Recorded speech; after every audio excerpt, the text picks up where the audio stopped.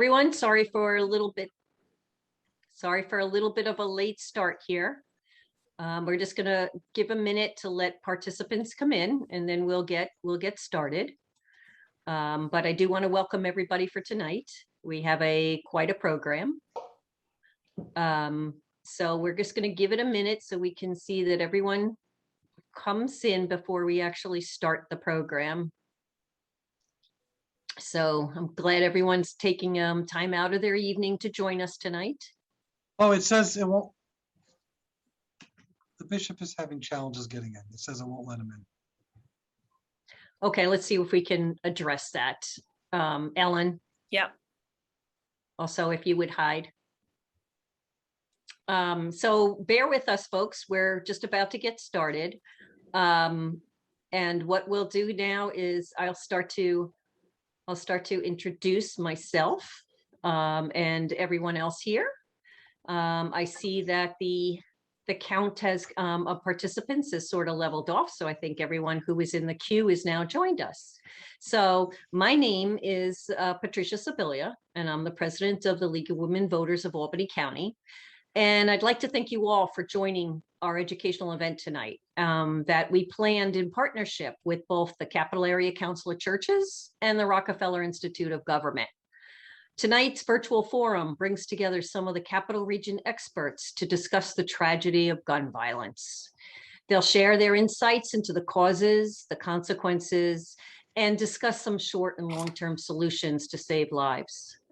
Our panelists tonight range from a community and faith-based leader, a law enforcement official, a state legislator, and a street outreach worker, all who bring a critical perspective on the toll of gun violence and how we can possibly reduce it through positive changes in education, employment, health and social services, and public safety. We endeavor to have this forum really inform and inspire you to support a variety of investments and interventions within our community.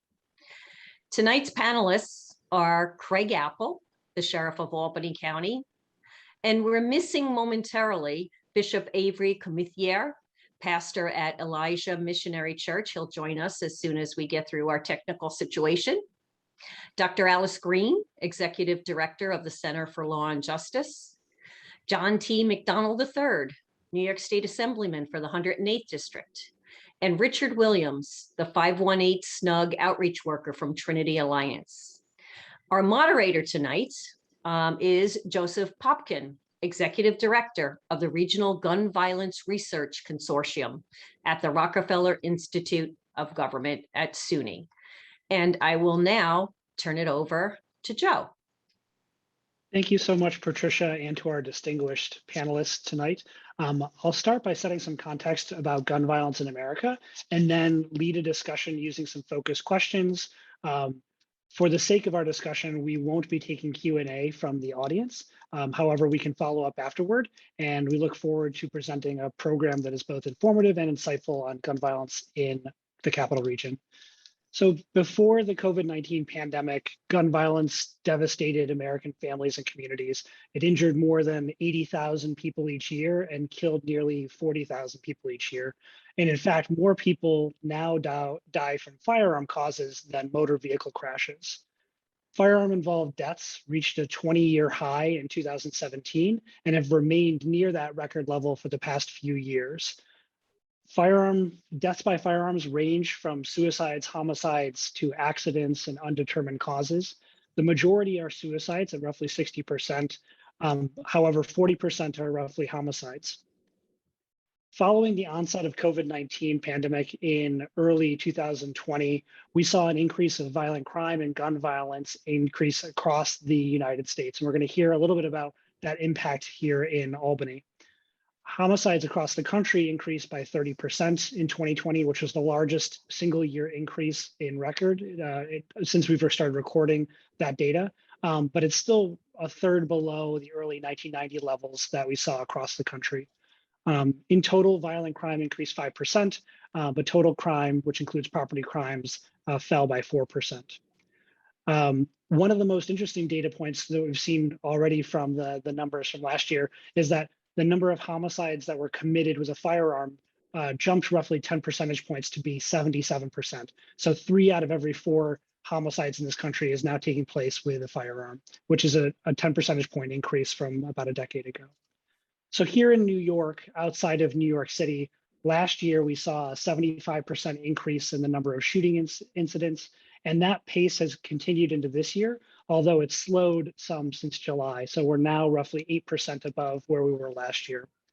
And similarly, firearm homicides increased 81% from 2019 to 2020, coinciding with the pandemic, and they're up about 5% this year over last year. So what does this all mean? It means that gun violence remains a persistent public health and public safety problem for the United States and New York. It really is an epidemic that's happening within a pandemic. And while there's no single cause, which we'll discuss here tonight, gun violence increased significantly, and it erased roughly 5 to 10 years of progress that we had here in New York across the state. While we have seen a slowing of some of the gun violence across the state since the summer, it's yet to fall back to anywhere near its pre-pandemic levels. And so we have to ask ourselves, is this the new normal? And how do we get back to where we were and the progress that we're making? That's one of the main questions for tonight. But first, I'm going to start to go through some questions. So Sheriff Apple, I would like to start with you. While the focus of this forum is on community-based and group-driven gun violence within our community, we've also seen different types of firearm episodes across this country. And specifically, the media has covered prominently domestic violence, mass shootings, acts of terrorism and hate crimes, and fatal road rage incidents.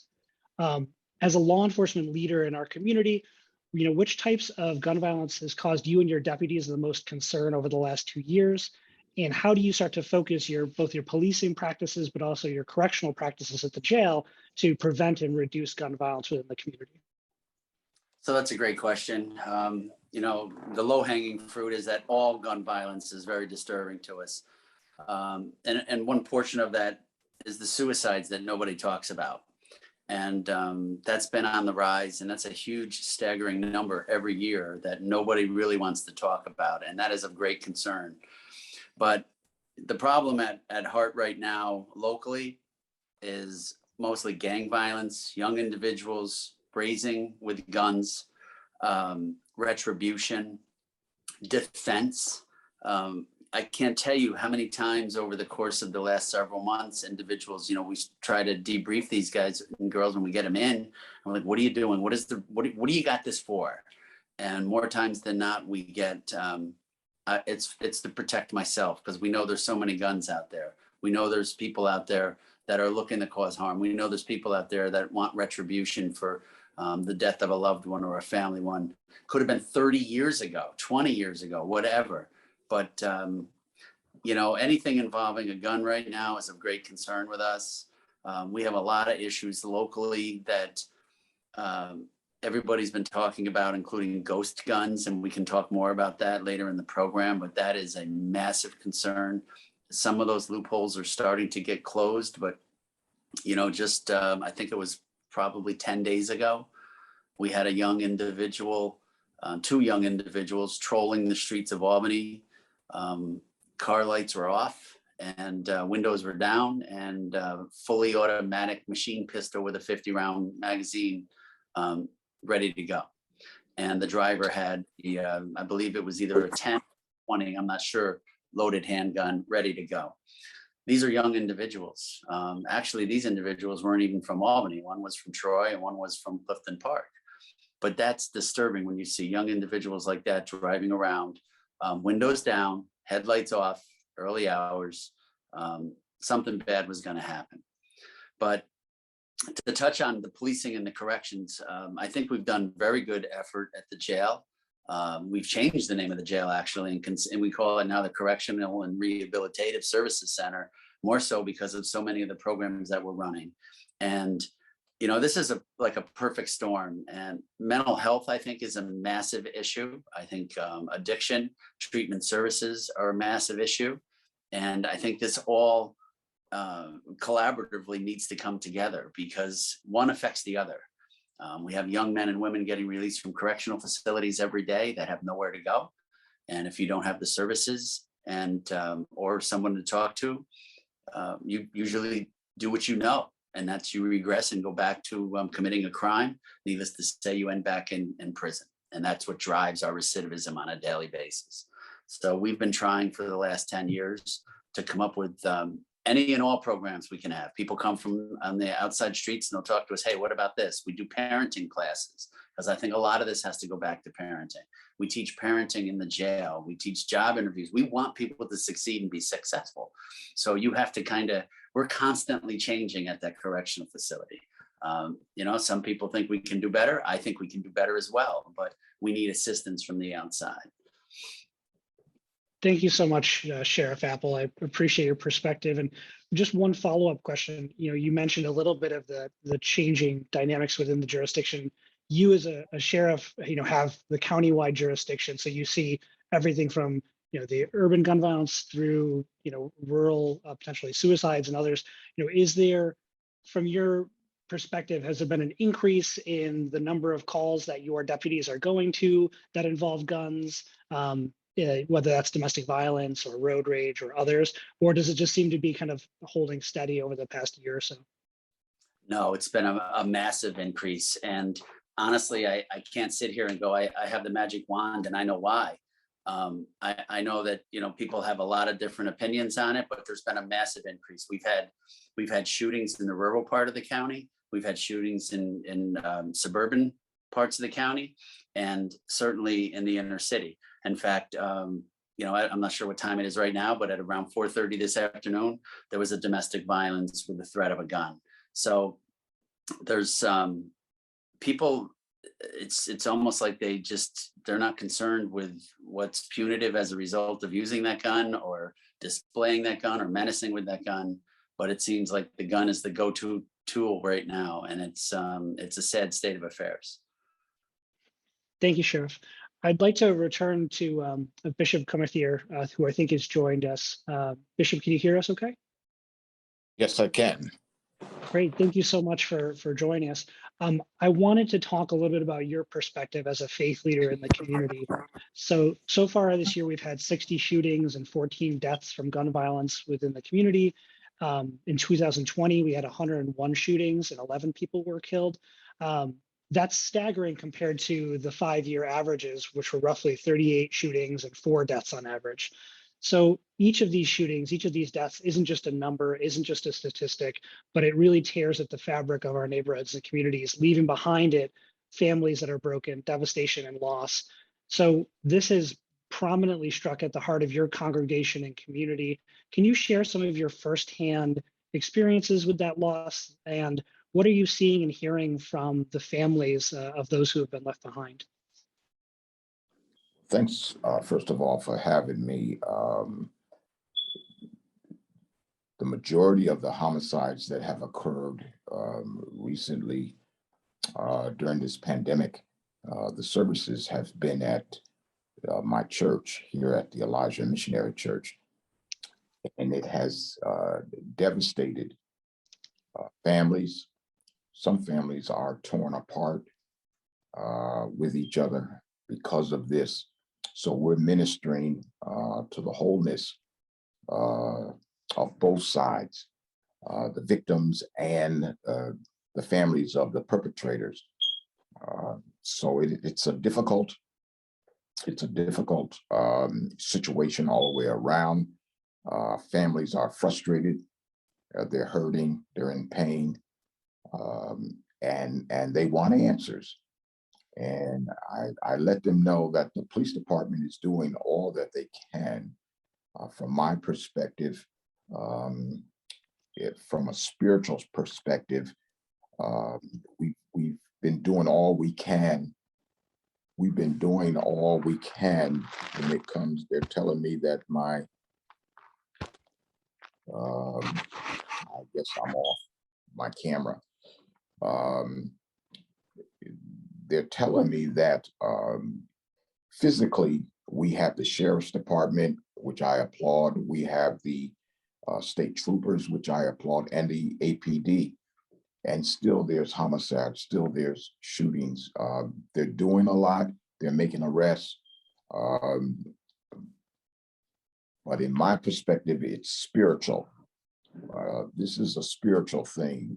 It's a spiritual warfare that has plagued our nation, as well as our city of Albany. We are now shifting, and we're dealing with families. We're dealing with single moms who have sons who are perpetrators, and they don't know what to do. So we're now shifting pastors on patrol into going into homes to educate single mothers or grandmothers or uncles and aunts, to let them know what to look for, how we can step in, because it's getting out of control. Albany High School now is dealing with a lot of violence after school. So we've been going up there, dealing with parents, dealing with the school. So from our perspective, we have to tackle this problem on two sides, physical and spiritual. Thank you, Bishop. And one follow-up question. You talked about training families to recognize the signs of being involved in these type of disputes. Has that been helpful? And are you getting a lot of positive feedback from the community in terms of, hearing that, yes, this made a difference? Or does it seem like, it's too soon to bear fruit? No, a lot of households are now reaching out to us. The police department will let you know a lot of the things that they don't want to reveal to the police, information and so on. They are reaching out to the pastors on patrol, and we take that from them and give it to the police. So where they used to call it snitching, people are now talking, which is a good thing. Thank you so much. Sheriff Apple, anything you wanted to add on that because of the law enforcement connection and the talk about credible messengers? No, those types of connections are, I can't tell you the value, because listen, we're easy to blame, but we can't take all the heat. We have to have the partners. We have to have the community partners. We have to have people that are living in that community talking to us, such as Richard Williams. We need them out there, trying to keep kids from making mistakes that they're going to pay for forever. And, some of this, they say it's cyclical, and I'm like, I don't think it's cyclical. The problem is it becomes acceptable to certain families when they have relatives and loved ones in jail. They seem to think that, well, you know what, this one did prison, or that one's in jail, or this one's facing time. It's not that bad. I can do this. And we just try to show them through some of the programs that we have and some of the relationships that we're building up that there's a better way out there. Jail's not a pretty place, and it's certainly not a pretty place to spend, your entire, better half of your life in. And, again, I just feel that a lot of this happens to go back towards services. We need to provide better services. And I know that's an easy scapegoat to say, but I say that because there's so many people on the streets with mental health illness, so many. And I didn't see that myself as a young officer. I would just be like, oh my gosh, here we go again. But now I've been seeing it more and more for the last dozen of years, and it's nothing new. It's always been there. It's just my eyes weren't open to it. But there's so many individuals out there that are battling mental health illness or addiction services that are going untreated. And if we can control some of that and get people into the services, then maybe we can stop some of these other crimes that are escalating, because you start small and the next thing you know, you've got a homicide. Thanks, Sheriff. Dr. Green, I'd like to turn to you for a minute, because we're starting to get towards some of those socioeconomic factors. And when we start to talk about perpetrators being the same as victims and there being an overlap, I think a lot of it comes back to the fact that, as you and other researchers have noted, race is inextricably linked to gun violence in America. According to CDC data, Black people in the United States are 10 times more likely to die by gun homicide than white people. And the inequities that we saw, not only in the criminal justice system, but in healthcare during COVID, in housing, employment, education, are all reflected in what we see happening with gun violence. And so as this epidemic remains highly concentrated in these communities, how do we start to grapple with these long-term social and structural causes of gun violence? A lot of people will say it's it's easy as fixing poverty, but how do you start to untangle that and maybe talk a little bit about the work of the center? Sorry, that's a long question. It's not an easy one. First of all, before I give you my perspective, I really want people to know that I find violence emotionally draining. And when I learn that someone's been brutalized or killed, it really takes a toll on me because I feel so bad that it's happening. And so I don't want my responses to appear insensitive and uncaring, but I think we have to look at this problem a little bit differently. And we must be careful how we talk about and define this issue. I think it's misleading and actually dangerous to say that Blacks are inextricably linked to gun violence. To do so, I think, is to suggest that they are somehow inherently more criminal and violent than other people. However, it's more accurate probably to say that people in poverty are much more likely to be associated with urban gun violence. Because if Blacks are more likely to experience and use gun violence, it has nothing, absolutely nothing to do with their race. And I think we've got to get away from that. Black people are not inherently more violent. Violence is an aptitude or a capacity that all humans share. And our research tells us that, for instance, white men commit the majority of mass shootings, and when faced with, all those urban conditions that we talk about of poverty, unemployment, poor health care, and so on and so forth, they're more likely to commit homicide and other violent crimes than Black men who, confront a similar set of structural conditions or impediments. So it's not, race related. As we struggle with this problem of gun violence, though, I think we must also note that many more guns are owned by white males than any other group in our society. Therefore, I think there are at least two major questions that we must ask. One is why? Why are Blacks disproportionately represented as victims and perpetrators of gun violence, as the data tells us? And to do that, we must consider how public policy has made it so that Black people are more likely to face conditions that facilitate gun violence. And when we concentrate gun homicide and talk about it, it's related closely to urban poverty, which is in turn related to segregation and racism, which we find is traumatizing for Black men especially. So no matter what you may think of them, Black males are usually actually draped in fear of a society that stereotypes and fears them as dangerous and violent.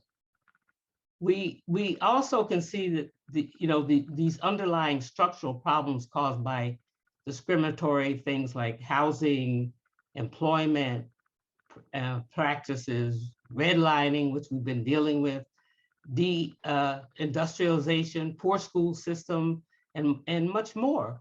And although we don't want to admit it, we continue to be highly segregated in our cities.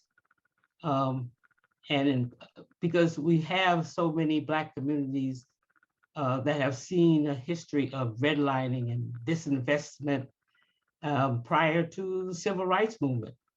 So when trying to address the problem of gun violence, we must look at other forms of violence in our community and larger society, because I think they're connected. For instance, police violence, stabbing deaths, legal executions. I was devastated to find out we just killed somebody again. Suicides, as we mentioned. And right now, there are a couple of trials that are being conducted on self-defense claims made by whites to shoot Black men running away. So they're currently, and those two cases, I think, are really difficult to listen to because they both speak of whites killing Black men out of proclaimed fear of those Black men. So these other forms of violence may well be connected to the urban violence we're concerned with here. And the second question that I think we have to contemplate is, why is it that whites have more guns in their possession, but their communities do not suffer as many homicides by gun? The answer too is related to structural and social issues that we have to address. So when we honestly answer these why questions, they will tell us what must be done. And when we know what must be done, we then must ask another question. And that is, are we truly committed to reducing gun violence? And I don't particularly think so. So, that's my take on this, this problem. And I think we have to talk about what I've just said and those issues that we're now dealing with regarding systemic racism and what that means in poor communities. Thank you so much, Dr. Green.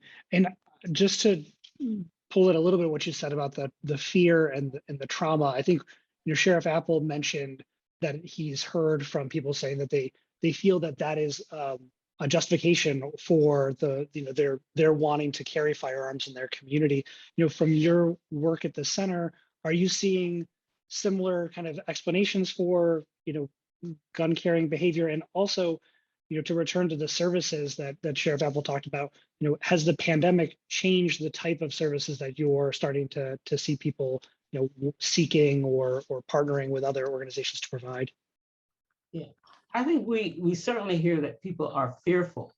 They're fearful not only of other people having guns in their community, but they fear law enforcement. That's a reality. There are obviously far too many guns in our communities, but those other types of violence are things that people actually fear. And so the center has to work with a population that not only fears maybe somebody in the community wanting to harm them for whatever reason, but for also police. We do things to try to work with the police. We do things to try to help our young people deal with contacts with law enforcement so that no one ends up getting hurt. So we have to work with people who have been harmed. We're being asked to help them with complaints, with law enforcement about those issues, because people want to feel safe. And as I said, it's not just from other people in the community. So they're all fearful of each other. That is something that we've produced in terms of how we have dealt with particularly Black males. We find them, we stereotype them as being, violent. And so that's where the fear comes from. Absolutely. I think the one last question is, how did the pandemic change any of that equation, or did it just concentrate it even further in terms of the fear, anxiety within the community? Right. I think, well, you have to look at where people live. We're talking about people in poverty. That a lot of the people who now in the community who work in jobs where they can't work from their office. They're first responders. They are people who are providing services. They have to work. There are people who live in small apartments where there's which creates a lot of stress. And so they respond to that in different kinds of ways. So, there are a lot of issues that we have to look at in terms of, the kind of health care that people are getting and how this adds to the problem. So, the pandemic has shown us that people are affected differently due to the conditions under which they live. And I think that can give rise to the stress that we're talking about and the fear that causes people to respond to that. I don't think we know very much about all these issues. We tend to come up with solutions that, and we can talk about solutions later, but we tend to come up with ways of dealing with this issue without really knowing what it is we're talking about. I'm not so sure when we're talking about causes that we can attribute it to gangs. I don't think anybody knows that. We say it, but we don't know that. We're not talking to young people. We're not listening to them. And there's no one's ever given me any evidence or there have been any research that says that all of this is coming from gangs. So I think we got to really, look at what we're saying and how we're responding to these problems, because I think it is causing us to have even more, problems since we don't know what we're doing. Thanks, Dr. Green. On that point, actually, Mr. Williams, can I turn to you as somebody who is talking to, in resolving disputes on the street? How has the last, 18 months, 24 months changed in your world? And, maybe provide just a quick, brief description of the interventions that you do as a street outreach worker. Yes, in the last 18 months, it changed drastically. We went from 1, possibly 2 homicides in a span of 6 to 8 months to 2 to 3 homicides and 7 victims every other day. After the pandemic, what happened was we seen an increase. The purchase of alcohol went up 200%. The increase of domestic violence went up 35%. What the COVID-19 did was dehumanize everybody in poverty for not going outside, from not talking to other human beings.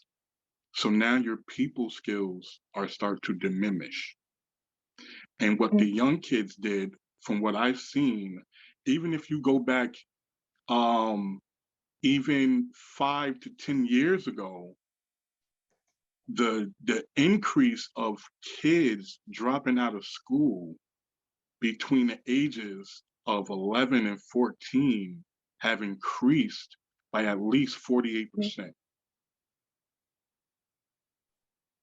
And to tap into what Alice Green said about the children and living in poverty and nobody's listening to them, she's absolutely right. I go up in homes, I talk to the kids, I talk to their parent or whoever's their legal guardian. We now have a partnership with about 3 to 4 schools in a 518 area where we're allowed to go into the school. We're allowed into their courses on their computer, their laptop. We find out what grades they're missing. Are they failing? What do they need to pass? And we work with them. And what I found out is you have to not only work with the kids, you have to work with the parent also. Because it's a phrase called, if they knew better, they'd do better. So if they're uneducated themselves in many ways, then they can't practice healthy relationships with their children. So you have to understand what their needs is, whether it's clothes, whether it's shelter, whether it's lack of providing the money, the food on the table. because once they can't provide that, then that's when the stress kick in, and as negative energy gets sent out throughout the whole household. So now the child can't get up and go to school. And when they do get up and go to school, they're experiencing so much trauma before they even make it to the classroom. So if he's coming or she's coming up out of their house and they just got yelled at by their mother for something that was unrelated to anything they did, and they step out their house, they're likely to see a gun battle, a crack deal, a violent assault. By the time they get to school, their energy is so up. They might be on 110. And then the first thing a teacher do, because unknown to the teacher, because they're there for a specific lesson, they don't have the proper training on how to deal with trauma of a childhood development. So they might raise their voice at a child, not knowing they just triggered the cat hair of that child. So now that child, you raise your voice and say, sit down now. The child natural response is, because it has not begun to settle down on what is seen prior to entering the school building, they can't sit down after what they just seen or what they just experienced. They need 10 to 15 minutes to process everything and calm down. But we're talking about trauma. We're talking about scars that's mental. And that ties right in to the gun violence that we have today, because that's a public health. That is a disease. And you have to treat it as such a disease. And when we're talking about the community and these kids and the trauma that they have experienced, you got to think about it. Us as adults have trauma that we've experienced that we have yet to deal with at the ages of 30, 40 years old. So just imagine 11, a 12, a 13, a 14-year-old child that has adult decisions and adult problems to deal with that they shouldn't be dealing with, because their mind has not developed or even experienced what they have to deal with to know how to deal with it. And what they're living in now is a phrase of, I know y'all heard about out of sight, out of mind. And that's what we're dealing with here. These kids are talking, but nobody's listening. When you pull up to a red light, you're locking your doors. When you're not getting out to actually talk to these kids or even getting an understanding of what these kids are even going through. And when you remove that humanity from that bridge with each children, they don't have that with each other. Because now you have children killing children or injuring children when you have their parents that's actually good friends. But if these children are not seeing you in the corner store, if they're not seeing you when they come out their house, if they're not seeing you drive by, if you're not pulling up asking them questions, and it'd be something simple as, hey, did you eat today? You hungry? You want to get something to eat?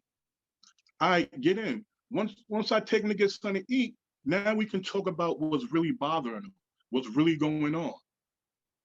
So when we have these type of meetings, or if we have a community meeting and we're trying to figure out what's on these kids' mind, what you have is a bunch of adults sitting around trying to put in their own thoughts into what these children may need or want, instead of asking these children.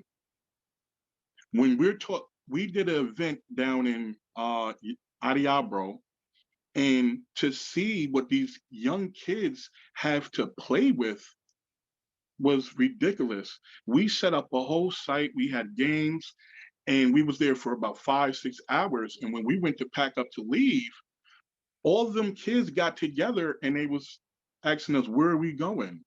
Because they had nothing to do after we packed up and leave.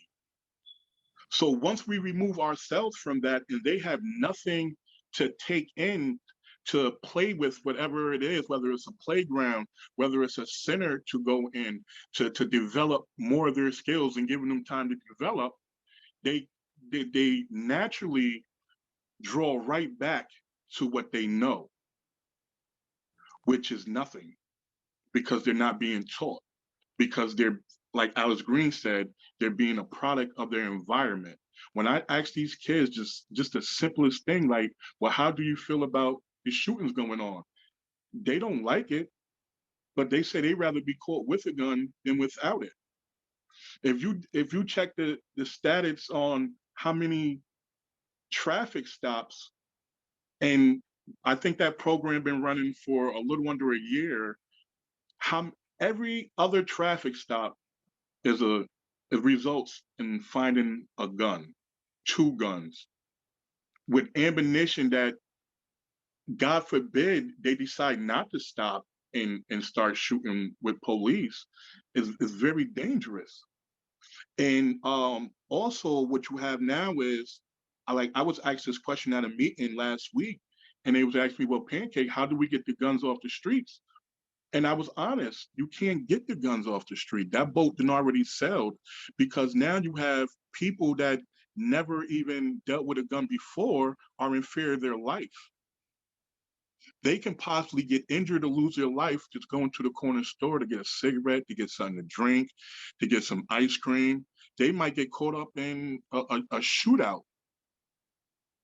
So now you have people just buying guns that you can, the ones that's able to buy it legally. You have a lot of that. I don't know the percentage on that, but I'm pretty sure that number has been up over the last 18 to 24 months. So now you have everybody that's able to buy a legal gun. So now that makes the people, majority of the kids, now they're getting more guns. So now you have an issue of this becoming a public health. So now it's about changing the mind state of the people that have the guns, because guns don't kill people. It's the people that lack the proper knowledge that kills the people. So you have to engage more in the community. A lot of things are going on in this community, and it's not gang related no more. When I was in the streets 10 to 15 years ago, you had a more core of a gang issue. Now that gang then really faded. You don't have Bloods or Crips warring with each other. Even you have the long history of uptown and downtown of that being a gang. That's not really a gang no more. It's a lot of individuality inside of those places, and that's not being focused on. A lot of things are not gang related no more. It's just people that's uneducated on how to deal with life issues that's killing people. It can be a simple matter of now going to the store and getting in an argument because somebody might have got in front of you in the line. It could be so much as getting in a car accident and you asking the other person for their insurance identification and they shoot you.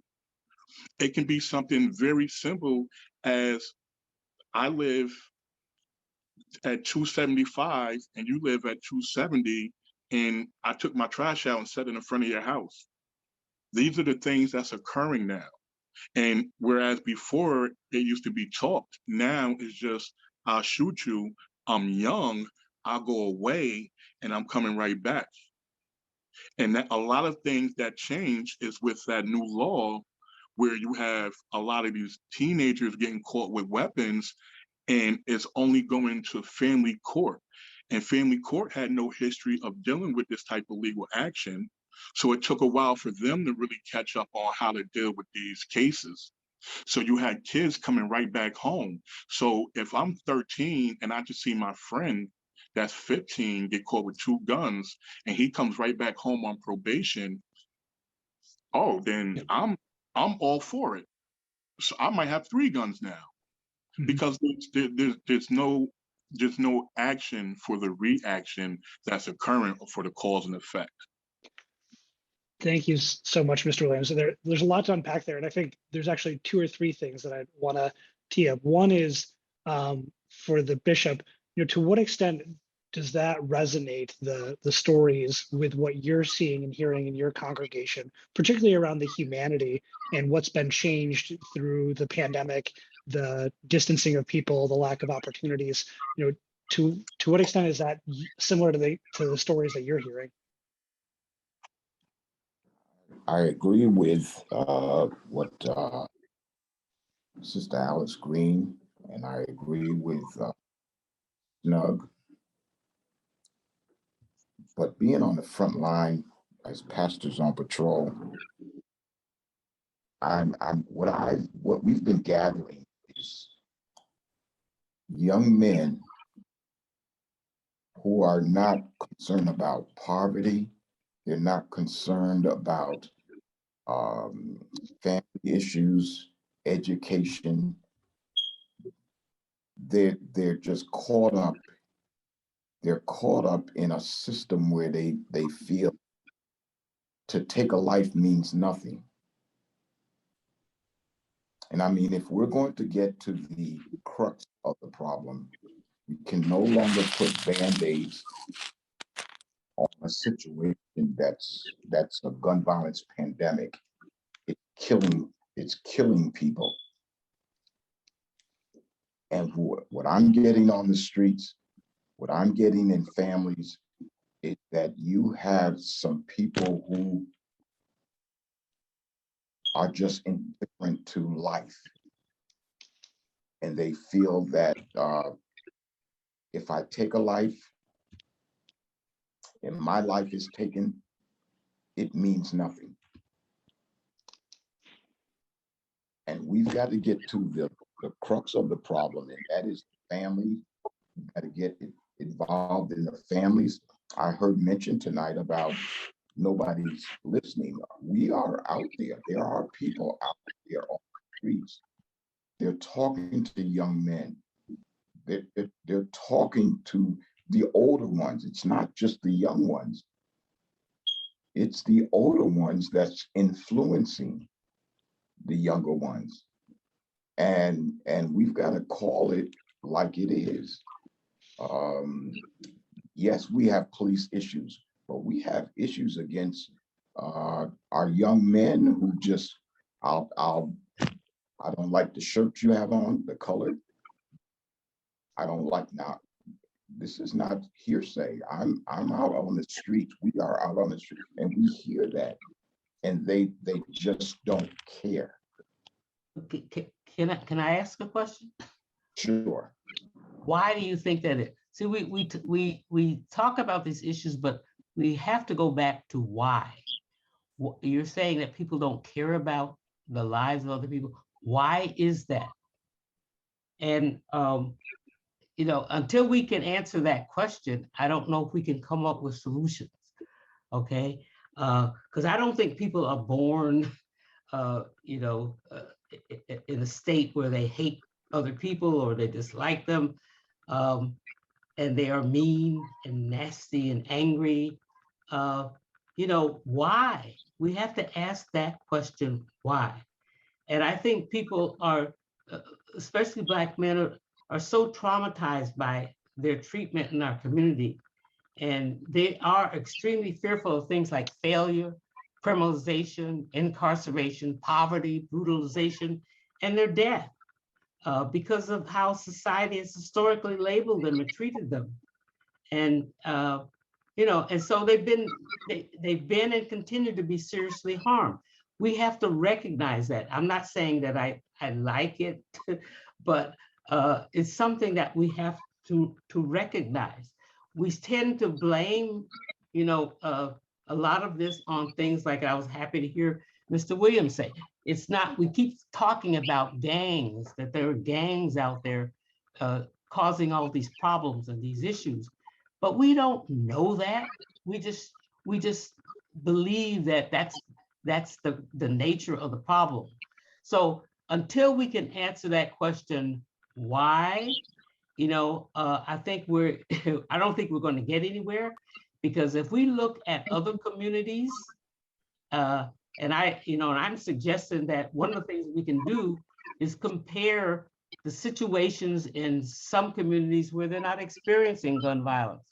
For instance, if we looked at Niskayuna, for example, what percentage of the people have adequate housing, employment, health insurance, high school, good schools, good police relations. So if we can use that as a model to start answering these questions, I would like to see us, take a lesson from those communities and say, hey, they're not having problems because they have adequate housing, they have adequate employment, and all those things that we know prevent crime. We know how to prevent crime. We're just not committed to it. Well, I do understand that, Sister Green, but when you ask the question why, and you are actually on the ground level talking to young men, young men, and all you get back from them is I don't care. And you ask, why don't you care? And that's the reason they just come up. That, well, there is an answer. Why? I'm gonna tell you, Alex. On the street, and you're asking those questions, the response you get back is, I don't care. And you ask again, well, why don't you care? They don't have that answer. It's just. They might not have it, but we have to ask that question. Well, Mr. Williams, did you want to jump in real quick, and then we'll go back to the bishop, and then I think just move to the next question, because I also haven't gotten to our assembly member, so I will want to do that in a second. So, Mr. Williams, you first. Yes, real quick. The answer to that is, when you say they don't care, the answer to that is because they feel as though nobody cares about them. Okay. They have trust issues, abandonment issues. Mm-hmm. So when you're dealing with a child, we're dealing with children. They might have guns, they might be 18, 19 years old, but these are children. Mm-hmm. And when they have been abandoned, lied to, and mistrusted, they don't trust nobody. That's right. So that's why they don't care about nobody else, because they feel as though nobody care about them. So when we go and attack this disease, we have to change the whole way we go at this. Exactly. Thank you. Bishop, did you want to conclude on that point before we move on? Yes. My conclusion is I understand all of that. However, we have to get involved in the family structure, because Sister Green was asking, where other communities where the crime, there's no crime. It's because if you take, for instance, and this is not a label, if you take Whitehall Road, the Jewish community, they teach their children from the beginning. They teach them their culture. They teach them who they are. And we've got to get back to the heritage where we teach our young men and women, young girls, who they are, where they come from. And so we've got to bring back the structure in those young lives. And not all of them are 18 and 19. And I'm sure Sheriff Apple will affirm that a lot of them are 25, 26, 30, 40 years old. And when you talk to them, they're not concerned about heritage. They're not concerned about fear. They're just saying, I do this because I do it. And that has infiltrated in their minds. We've got to change the mindset of the young men and the older men. We've got to change the direction and the mindset of these young men. We also have to change the structure in which they live. Those communities that you just referred to, they don't have to deal with racism every day. They don't have to deal with fear of the police. They don't have to deal with poverty. They don't have to deal with poor schools. So, it would be nice if we could have families that, do the things that you're talking about. But those families have been crushed because of the way we treat people, particularly people of color. Thanks, Dr. Green and Bishop Comithier. I think just to zoom out for a second, part of that, the background of all of these communities are the laws and policies that contribute to how the community looks and what type of opportunities are there. And so I wanted to turn to Assemblymember McDonald for a second. We've seen a lot of action at the state and municipal level on addressing this crisis. There's been significant law and policy making. New York and several other states have really led the nation in enacting gun safety laws, first and foremost. And there's a growing body of evidence that shows that the states with more restrictive gun laws have lower overall firearm fatality rates. And this year, both Governors Cuomo and now Governor Hochul have signed in a number of new bills. And so my question for you is two parts. One, legislation and laws, what comes next and what can help? And then secondly, how do you as a state lawmaker, being a part of this community, start to think about supporting through the state's budget these different types of community interventions, which I think, all of our participants so far have identified critical needs and services to support people's opportunities. So kind of a two-part question there, but thank you again for being with us. Thanks, Joe, and good evening, everybody. First of all, when it comes to gun laws, New York State by far, I think, has been a leader throughout the nation. And it's caused a lot of people some little distress. But the reality is, and I think Richard mentioned this a little bit, the illegal guns are so voluminous. We'll do everything in our power.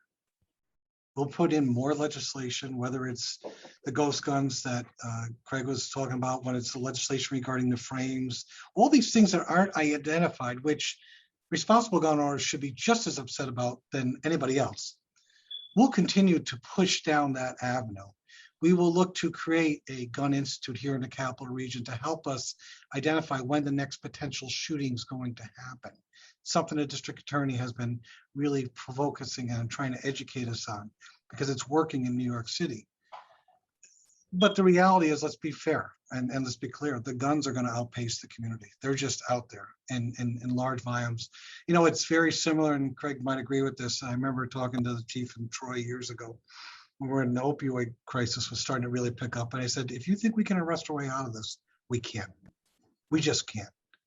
We can prevent, we can stop. The incident Craig talked about was here. We talked that evening, and it was mind-boggling to me that some kid in Clifton Park decided to come down with those type of guns and drive through Arbor Hill and park a block away from a memorial. What do you think was going to happen? And it gets back to the larger discussion that Alice was talking about, the bishop's talking about, Richard's talking about. It's poverty, but it's poverty of values. It's poverty not just in being poor. It's about the fact that these young men and young women, they don't feel important. I've been in public life for 21 years. I'm a pharmacist for 35 years. I know the social determinants of health, which is Alice has been talking about, and I've seen it. But the one thing I've always found in people, they all want to feel valued. They want to feel important. And many of these young men, Bishop, they don't feel important. And the only way they're going to be important is to go out and do something that gets attention. We need to get them on a different path. We need to give them a path to show them that you can be something and somebody by not using the same old policies and programs we've used. I've always said, and you want to keep people busy, give them a job, get them working, teach them a trade. We are spending hundreds of millions of dollars, mostly of private sector money, stimulated by public sector money in the South End at the port. What was projected to be 300 jobs will be 550 good labor trade jobs. That's going to allow young men and young women starting in the South End and spreading out to learn a trade that will last them a lifetime, not a 3-year sprint or a 5-year job, a lifetime. Give them value. We need to change the discussion. I think you'll see it in this upcoming budget about, yeah, it's important to have affordable housing, but let's address the real issue that the Times Union has done a great expose on, that Alice has been talking about for a long period of time, about the redlining. Let's not focus just on getting people in affordable housing. Let's give people in a position where they have a job, and let's find them an opportunity to make amends for what the sins of the past were, to let people get into home ownership so we can build some generational equity and start to erase the ills from the past. I think that is very, very much something we should spend on. The state's in a good position financially right now. We need to connect with a lot of these derelict properties, with the land banks, with financing institutions, with the building trades. Give them a job. Let them find a home. Be a part of the community, be meaningful, and be contributors. Just moving from unit to unit to unit, you don't build roots, you don't build community. And by the way, family doesn't gather as well. You know, the mental health issues, and as much as I think the pandemic really just popped the cork on this whole situation and brought it out in full bloom, you know, didn't help that the court system was pretty much shut down for a good part of a year. Richard, you mentioned something that, once again, well-intentioned, raise the age, good idea, but we're guilty. We didn't provide the resources to help that program be successful. We need to go back and review that to make sure the judges have the resources, but more importantly, the nonprofits, of which we in the Capital Region are blessed to have, are able to step in, as opposed to the kid going in and just going home saying, hey, I got probation, this is not bad. You know, you're right, Richard, you're absolutely right. And that is playing out. Craig has reminded me of that pretty much once a week for the last couple of years. But we also need to find programs where we can connect people. What's the expression that we've all learned to respect now? Meet them where they're at. You know, this past summer, the former governor and the new governor have pushed out $158 million into the communities to help support programs like SNUG. I talked to Harris this afternoon, how we're looking, you know, with some of the resources we've pushed in that direction to expand SNUG even more. But we need to make a commitment that it can't be just for 6 months and say, hey, we did it. It needs to be something that is sustainable, and we need to fund that properly. The Boys and Girls Clubs here in the Capital Region, we have really pushed a lot of programs to them. I pushed it over to Troy with Troy Look Up with Mark, with Kevin Pryor. Jamel Hood's doing some great stuff with House of Hoops, Girls Inc. These are great programs out there. We just can't be willy-nilly and just throwing money here, there, and everywhere, but we need to be a little bit more prescriptive on what we're looking for outcomes. But we recognize the fact that these entities are on the streets. They are connecting and talking to people on a regular basis. They're hearing what the bishop's hearing. They're seeing what Dr. Green has identified for a long period of time, and Richard has been talking about during his time. And I think we need to be mindful of that. We need to work within the community. You know, as many of you know, I've been spending most of my last year vaccinating people on my free time. It's volunteer time. And I've been in Arbor Hill, South End, Troy, up in the Capital District Latinos. And you know, it's funny when you're giving somebody an injection, you make small talk. And what I'm hearing is not funny. People who have been community members for a long period of time are concerned. They're scared. They don't want their communities to continue to unravel. And at the same token, we're very fortunate to have a Brenda Robbins, Dr. Brenda Robinson in Arbor Hill, or a Mickey Jimenez of the Latinos. You know, for a guy like me to stand in West Hill and say, hey, do you want a COVID shot? Is not going to work. But when Kizzy Williams, who's the fabric of the community, or Dr. Robinson says, hey, come along, it works. So we need to support those types of organizations that don't look like me. They look like the people who really are hurting. And we also need to find a way, and this is part of what SNUG does, but I know Dr. Good also has some programs along this. When these incidents happen, there's a lot of pain, there's a lot of trauma. It unearths the adverse childhood experiences that maybe these children struggled with 10, 15 years ago, and it just brings into full bloom. We need to be able to respond to that, and we need to provide the wraparound services. You know, because I'm in healthcare, we've realized that medicine is not just the answer. It's about having all the different components, and that includes housing and education and job training and behavioral support. We need to just bring everybody under one roof. And quite frankly, our Medicaid system is working in that direction, and that Medicaid system is for everybody. It's not just for those who are participants. lot there. Thank you. Sorry. Oh, No, I appreciate it. I think it was great. I think one of the things that we did touch upon is with New York having the strongest gun laws in the country. You're absolutely right. I think the last statistics I saw were 75% of firearms recovered in crimes were coming from out of state, and I'm sure Sheriff Apple, can attest to that as well. And but I Joe, just, let me mention one other thing too, because suicide was brought up very earlier, and New York State has really taken an aggressive role in trying to educate the individuals about suicide. But to your point, the highest suicide rates are out like in Indiana, which have the least restrictive gun laws. So the bottom line is, as much as people may not like the fact that the state can be very restrictive, it's actually having a very tangible impact on, yes, maybe suicides are rising in New York, but not at the pace they are in other states. And we need to be mindful of that. I think you've raised two of the most important issues, Assemblyman, and that is home ownership and employment. And we can do that if we make a commitment to make sure that people have jobs and they have homes. We've got to stop wasting our resources and energy introducing and implementing these Band-Aid, non-evidence-based solutions that provide, a false sense of security.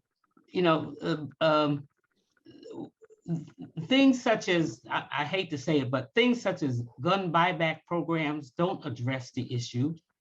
And, attending certain meetings don't address the issue. Increased surveillance by police don't address the issue, or any of those punishment things that we do. But there's been some research that suggests that certain programs such as, the deployment and involvement of interrupters and mentoring can be very helpful, as a beginning way of dealing with some of these. But we have to get to the real heart of the matter, and there has to be a full commitment, a priority commitment to do that, to provide the things that you're talking about in terms of home ownership and employment. Until we make that commitment, we will probably never see any change, and we'll be talking about this after so many of our people have died and been killed. So we don't need guns. We don't need guns at all to kill people. But our society is bent on having them, and that is a major problem. So I agree with, and I applaud you for making that point about what we need and prioritizing those two things, and good health care, I would add. Thanks, Dr. Green. Sheriff Apple, just returning to you, because a lot of this is revolved around the public safety interventions, the role of law enforcement. How do you start to think about the balance of deploying public safety resources like officers with the history that they hold, in terms of over surveilling and over incarceration of minority communities? And I think one of the things that you had talked about before was the amount of training and that goes into each of your deputies. And so if you could talk a little bit about that balance approach, that would be helpful, and any other programs that you think are really starting to make a difference. So I've got about a 3-hour response to this. Because let me preface this with, this is like the greatest Zoom call ever, because there's been so many great ideas. John hit the nail right on the head. Dr. Green and I, sometimes we agree to disagree, but I get what she's saying. And the bishop, everybody is right. It's just, that's exactly what it is. It's bits and pieces that comes together for the whole puzzle. There's so many things here. Listen, I think as far as policing, we have kind of the easy end of it, and people are probably sitting out there going, what? We do, because you know what? We go in, we do our jobs, we enforce the law, and that's it. But then what do we leave behind? And that's where I get very frustrated. So many people in municipalities, and not just in the inner cities and rural areas and suburbia, get fixated on the sexy projects, the parks and whatever. And we do need that stuff. But I always like to get fixated on how do we make this community better, whether it's the city of Albany, whether it's the town of Bern, whether it's Westerlo or Queens, wherever. What can we do? What can our role be to make this community better? And I say that because if you don't have respect or even feel like dignity in your own community, it's very hard to walk outside your door and have a pile of garbage out there. And that's where I'd like to see, today the president signed $1 trillion, right? $1 trillion infrastructure bill. And well, let's also dedicate some of that money to cleaning up our communities and making them whole again. And we can do that. And it's not going to be a massive. And that's where I think that we have to kind of get back to. We have to clean up our communities. We have to let people know that we're there to help them. Law enforcement is a crazy profession right now, right? Everybody's fixated on different projects. And John and I have worked together on a mental health project. Accord, the county legislature wanted to try this with sending mental health out there. It's working great. It's working awesome. We can keep cops from going to some calls that they don't need to go. We're sending the professionals that need to be there to deal with the mental health issues. They can talk to them. Sometimes they may have to ride them into the hospital. In Albany County, we team them up with a paramedic. Those are some of the different community programs that we need to be out there doing. We don't need to have, just cops out there arresting and arresting and arresting. Listen, there's areas that we will saturate. People, they don't like when we do it, but we do have to do it because you've had 5 or 6 shootings for 5 or 6 nights in a row on it. We need to stop this. So yes, I will have a very high presence out there. We will work with any advocate out there that we can work with. Obviously, we're always working with the city PD. And then the city PD is short and they have a huge class in right now. And at some point, they're going to get back up to speed. But there's other issues behind that as well that need to change, because the bottom line is we have young men and women out there that, always want to try to go, they're chase money. Most cops chase money. They go out, they try to find a municipality very similar to what Dr. Green was talking about. Out in suburbia, there's less crime, there's more money, and that's where they go. So you have that constant rotation, and coupled with a massive, massive recruitment problem right now. I don't think this is county-wide or region-wide. I think it's probably a national issue. People are running from public safety. Every municipal out there, every public safety discipline out there is struggling. Dispatchers, police, correction officers, you name it. We're having a hard time with it.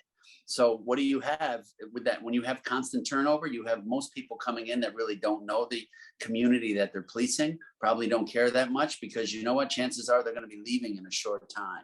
And that's problematic. So there are so many variables out there that are coming into play. And, let alone with some of the legislation. And I want to tell you something, hats off to John. He's been awesome. I'll vent. I don't have a big issue with bail reform. I have an issue with some components of bail reform. I don't have a big issue with raise the age. I have an issue with some components of it. There's definitely reform that was needed for a long time, decades and decades. But I still, when you're out on the streets every day, and it's problematic when you have young kids that got caught with machine pistols, automatic machine pistols that are still back out on the streets. I just have a problem with that. And then you start to grow a sense of lawlessness in your community, and it just spirals. Then you introduce an epidemic or a pandemic. And I mean, it just constantly, this has been the perfect storm. But I think there's some great solutions out there. I think there's some great ideas out there, but it's not just a law enforcement issue. This is truly a community issue. This is a parenting issue. I agree when the bishop, when I've talked to a lot of these young individuals, I see them every day. I'm out on the streets in the city. I'm out on the streets in this county. And I talk to young men and women whose parents I've had in jail for years on, basically just rotating in and out. And they just feel like they're lost out there. And that's a sad feeling. I grew up out in the country, when my mom and dad, they'd beat the ever living daylights out of me if I did something wrong. And I'm not condoning that. I'm not saying everybody needs to do that. But what I'm saying is parents need to be parents. And parents need to, keep their eye on their kids and not feel bad about searching their darn cars or searching their bedrooms and finding a handgun under the drawer. And I agree with you, Alice, about the gun buybacks. Those things are ridiculous. They're great to placate people and let people think you're doing the right thing. But the truth of the matter is, any of those guns are stolen, and I don't even know of one that's been used in a crime. But they do look great in the paper. Yeah. So, there's a lot of different ideas out there, and it's conversations like this that I think are going to help close the gap and really come together with a working group and do some good out there. I mean, everybody's got good ideas. Maybe they're not all great ideas, but you know what? If you take a little of this and a little of that, we can really make a difference in a community that's struggling. Assemblymember McDonald, and then we've got 10 minutes left, so I would like to do a lightning round of two questions. So I just wanted to build a little bit on what Craig was talking about. And you remember, I used to be a mayor. I was responsible for a police department back, going back 21 years ago.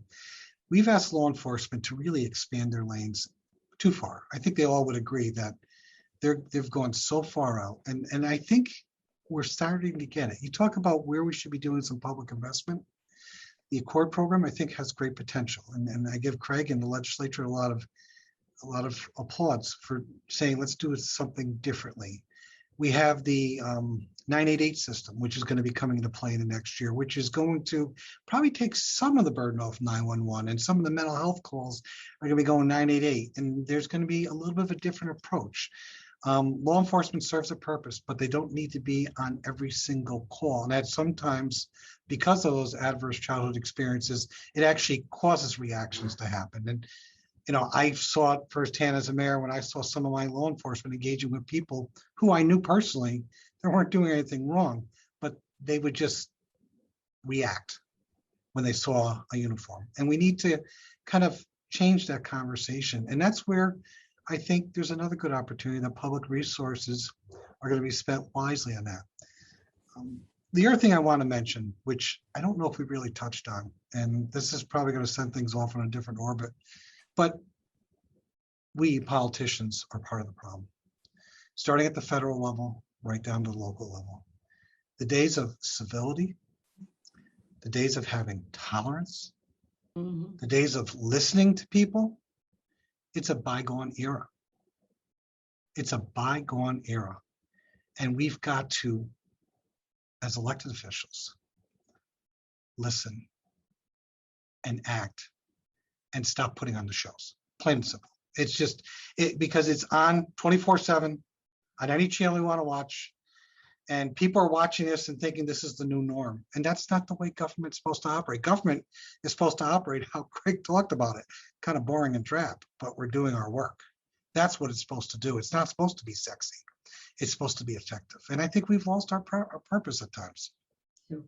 I am happy to hear you say that. I agree with you. And Sheriff, I really like working with you.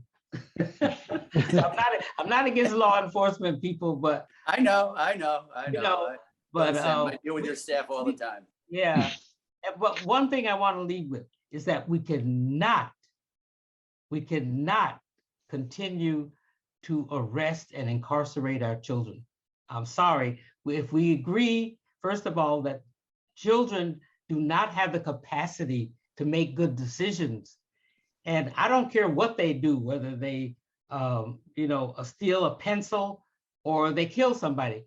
It doesn't change. They don't have the capacity. So we need to be treating people, not punishing them and putting in prison, because it adds to the problem. They're going to come back out. They're going to be worse than what they were when they went in. And that sets it off again. So we've got to get our mindset to not put children in these correctional, if we want to call them correctional facilities or whatever you call it, but not to arrest and incarcerate children. So let me add one thing to that. Because she's absolutely correct. And if my friend and day colleague, Pat Fahey, was on here, she would use a quote that's so true. We in the legislature have tried to change the approach on the criminal justice system that has been 40, 50 years in the making. It is not easy to change it overnight. So we need to be very thoughtful and deliberative to listen to all the stakeholders, once again, to make sure the resources are in place and to make sure that any modifications we have don't send us spiraling backwards.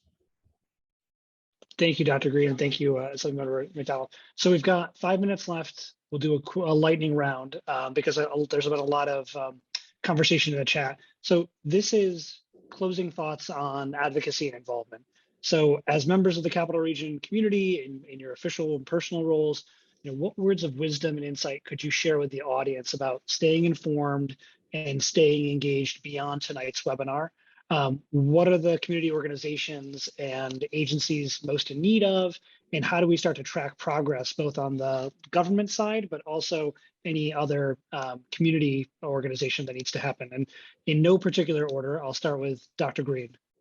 Okay, we're at the Center for Law and Justice in the South End, and we are, we're working with the medical profession, the legal aid, even the pharmaceutical people at school. And we need to understand that a lot of these issues that we're dealing with are health issues. And that's what we focus a lot of our attention on, but you can't just use punishment to solve the problem. So we're just want to get people to understand that and to get away from that thing that they believe that for some reason, prisons and jails drop down from heaven and we have to use them, because we don't. Thank you, Dr. Green. Sheriff Apple. Listen, I would just ask all the community, everybody out there, no matter where you live, to get involved.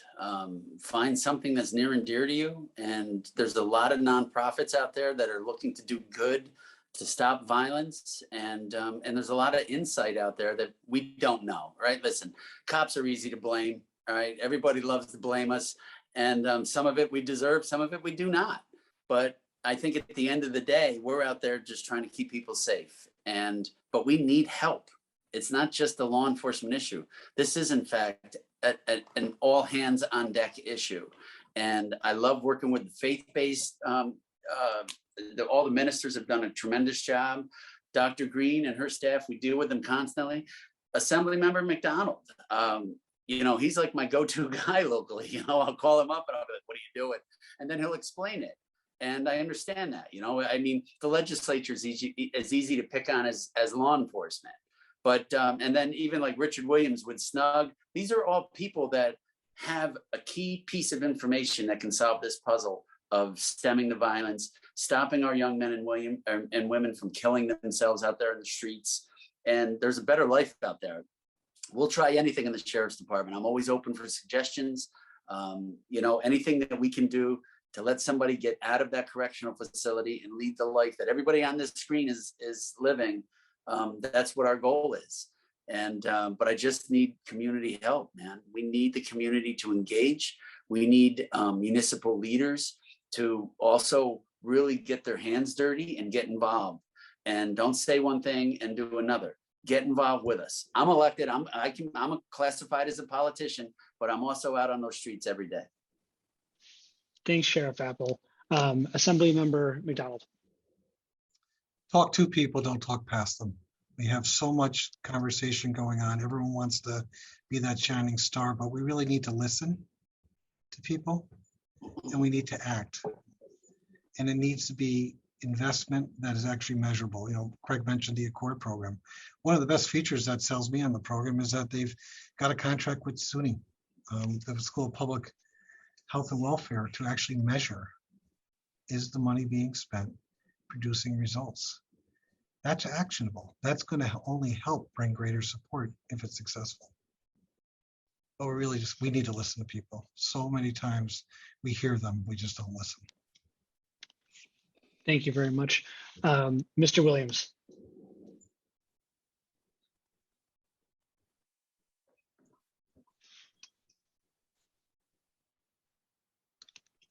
Mr. Williams, you're on mute. Can you unmute real quick?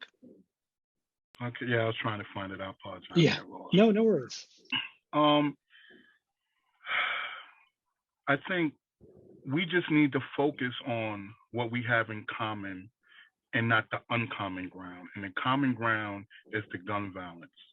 Because we have one common goal, is to work together and try and de-escalate the homicides and gun violence that's been plaguing our community. I just ask everybody get involved. Everybody has a voice, whether you're a parent, whether you're a doctor, whether you're a nurse, whether you're a fighter, whether you're police, whether you're a neighbor, whether you're a store owner. I encourage you to get involved. Come up to the mall. I do the SNUG in the mall on Fridays and Saturdays from 4 to 10. I see a lot of kids running in there. Come check up on your kids. When they're at school, pop up at the school. Get engaged with the teachers, with the social workers. Find out how your kids' grades are, what you can do to improve it. My office is on 341 Clinton Ave. We have them on both sides of the street. We just opened another location down on Morton Ave and Elizabeth. That'll be up and running within the next 30 to 40 days. We're trying, but we can't do this alone. I can't do this alone. I need the help of each and every visual in this community. Thank you, Mr. Williams. Last word, Bishop Comithier. I think you might be on mute.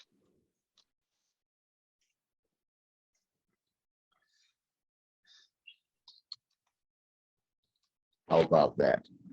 That works. All right. I'm the founder of the Pastors on Patrol. We're here to engage with the Albany Police Department, the Sheriff's Department, who is out on the streets as well, the state troopers. We're here to hear and to heal our communities. We engage the community with law enforcement. We engage the communities with the faith-based. We believe it starts at home, and we want to interact with mothers who may not know what their children are doing. They don't know the signs of a child growing up, of what's happening in the streets, and we're here to assist in that.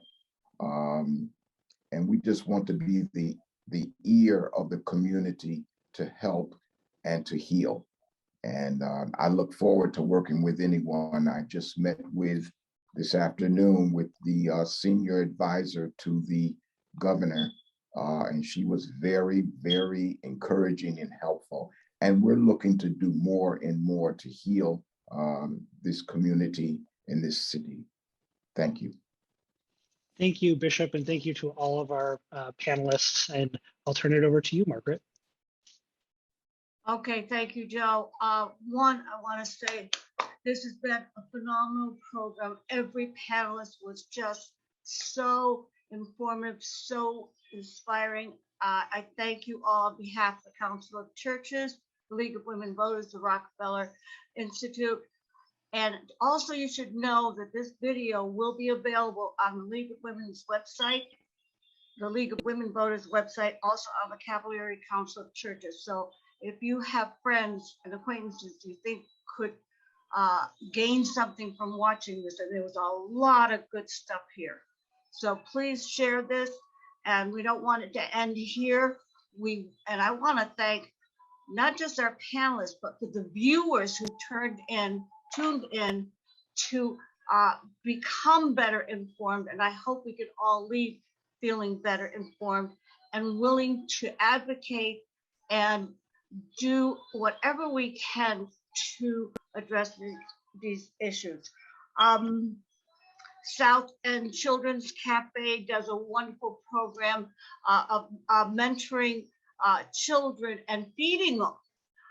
But people can also go into elementary schools and be a mentor and read to children and to volunteer with them and become a support system. So there are so many ways. Let's look for ways to do them. And I just want to say thank you, everyone. Joe, you did a great job, but you were all phenomenal and much, much appreciated. In closing, people don't like to watch the news. It's too difficult to watch all these terrible things happening. But I'm going to use a quote from someone. You have tuned in. You are participating. And the best defense of democracy is an informed electorate. And I think tonight we all became a more informed electorate. And so kudos to everybody who cares. Thank you. Thank you. Thank you. Thank you very much. And good night to everyone, and to a better future with all our support and help. Thank you. Right. Have a good night. Good night.